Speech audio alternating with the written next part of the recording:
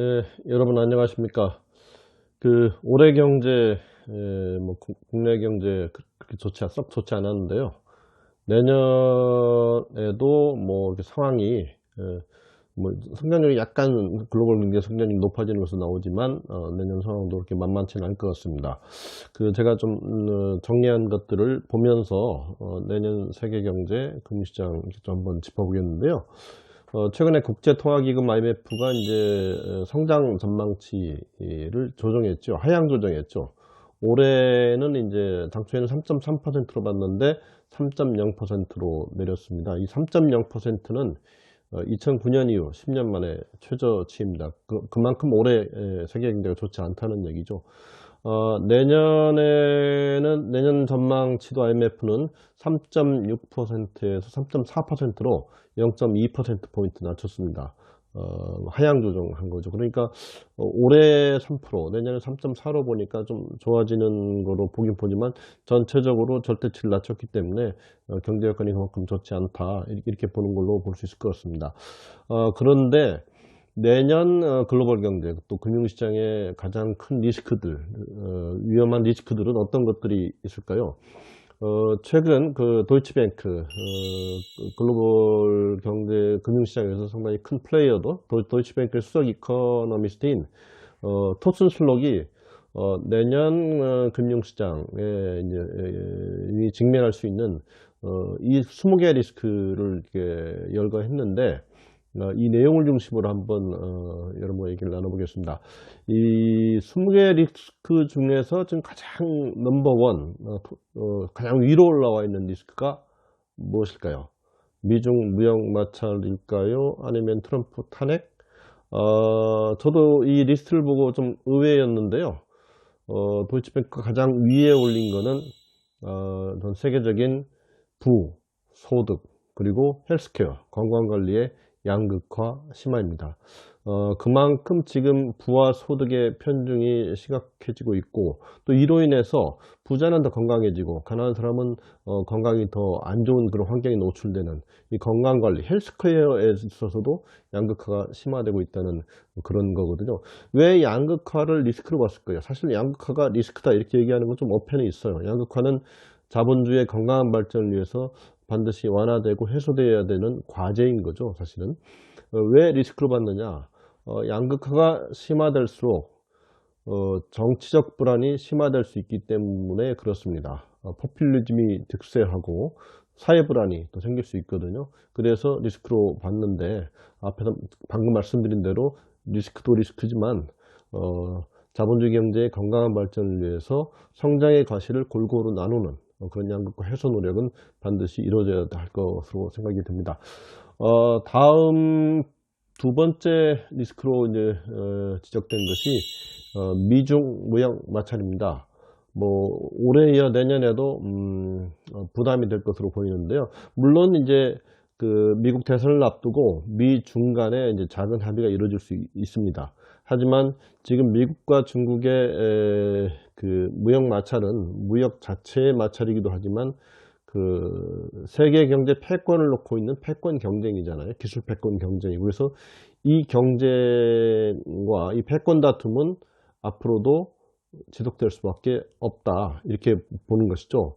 중국의 미국 추격은 계속될 것이고, 이에 대한 미국의 견제도 계속될 것이기 때문에 앞으로도 주기적으로 또 수시로 얼마든지 마찰의 소리가 생길 수 있고, 이로 인해 세계 경제에 부담이 될 수 있다. 이게 지배적인 분석입니다. 또 지금 중국의 경제 성장률이 둔화되고 있고, 또 유럽과 일본의 경기 둔화, 이것도 좀 세계 경제에 부담이 되고요. 특히 이제 중국은 내년에 이제 6.0% 정도 성장을 한다, 이런 예측도 있지만 또 5%로 낮아진다라는 그런 부정적 전망들도 있거든요. 지금 중국이 기침을 하면 세계가 감기에 걸리는 그런 시대가 돼서 중국 경기의 둔화, 부담이 될 수 있을 것으로 보입니다. 이 밖에 이제 트럼프 대통령에 대한 미의회 탄핵, 상원까지 가서 될 것이라고 보는 사람은 거의 없는 것 같지만, 논의 과정에서 또 어떤 변수들이 도출될지, 또 미국 정부의 부채 증가, 또 기업들의 이익 감소, 또 글로벌 자동차 산업의 부진, 또 영국의 브렉시트를 둘러싼 불확실성, 뭐 이런 요인들이 세계 경제의 리스크 요인이 될 것이다. 이렇게 이제 도이치뱅크의 수석 이코노미스트는 언급을 했습니다.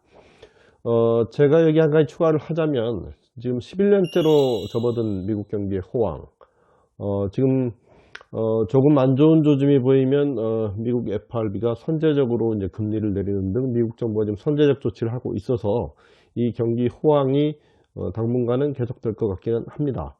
지금 미국 경기 호황을 견인하고 있는 게 견조한 미국 소비자들의 지갑이거든요. 미국 소비 증가세가 지금 견조한데 지금 이게 11년째입니다. 그래서 언제까지 갈 것인가가 지금 다들 주가 주목되고 관심을 기울이고 있는데 미국 경제의 호황이 언제 꺾이느냐, 이것도 변수일 것 같고요.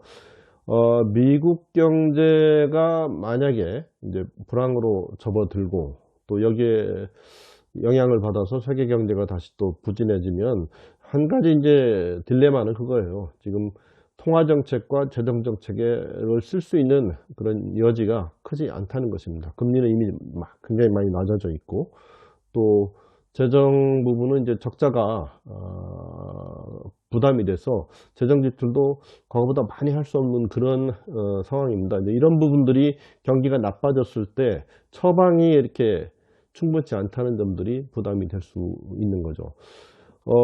대표적 비관론자죠. 누리엘 루비니 뉴욕 대학교 교수인데 지난 8월에 프로젝트 신디케이트라는 그런 매체에 쓴 칼럼이 있어서 제가 읽어봤는데요. 그 당시에는 이런 얘기를 했어요. 2020년 내년 안에 글로벌 경기 침체를 가져올 수 있는 세 가지의 공급 쇼크 요인이 있다. 그 세 가지는 첫째, 미중 무역 마찰과 환율 전쟁, 이제 환율 전쟁으로 갈 수 있다는 거죠. 그 다음에 기술 패권을 둘러싼 미중 간의 다툼, 미국과 중국 간의 마찰이 두 개입니다. 그 다음에 이제 중동 사태가 악화돼서, 이란 사태가 악화돼서 유가가 급등할 가능성, 이런 세 가지를 들었는데, 이번 도이치뱅크 분석을 보면 유가 부분 언급이 안 된 거 봐서 이게 이제 그만큼 리스크 요인이 되지 않는다고 보는 게 최근의 지배적인 분석인 것 같습니다. 지금까지 이제 말씀드렸지만, 긍정적인 변수는 잘 보이지 않고, 부정적인 암초만 좀 이렇게 곳곳에 산재해 있는 게 지금 글로벌 경제의 흐름인 것 같습니다. 물론, 부정적 변수들이 예상외로 잘 풀리면 또 경제나 금융시장은 또 좋은 신호를 보일 것이지만, 또 지금 전문가들이 예측한 대로 이제 부정적 변수들이 그대로 실현된다면 또 어려운 상황이 될 수 있을 것 같아요. 다만 앞에서 말씀드린 대로 전체적인 경제 성장률 수준이 내년에는 좀 높아진다는 그런 예측이 있기 때문에 거기에 좀 기대를 걸어볼 수 있을 것 같습니다. 오늘은 내년 경제의 그 매크로한 거시적 측면에서의 그 변수들을 좀 짚어봤고요. 앞으로 시간이 되는 대로 개별 변수들, 미중 무역 마찰이 어떻게 될 것 같은지, 같은 어떤 개별 변수들에 대해서도 저 유튜브 채널에서 한번 짚어보도록 하겠습니다. 시청해주신 여러분 감사합니다.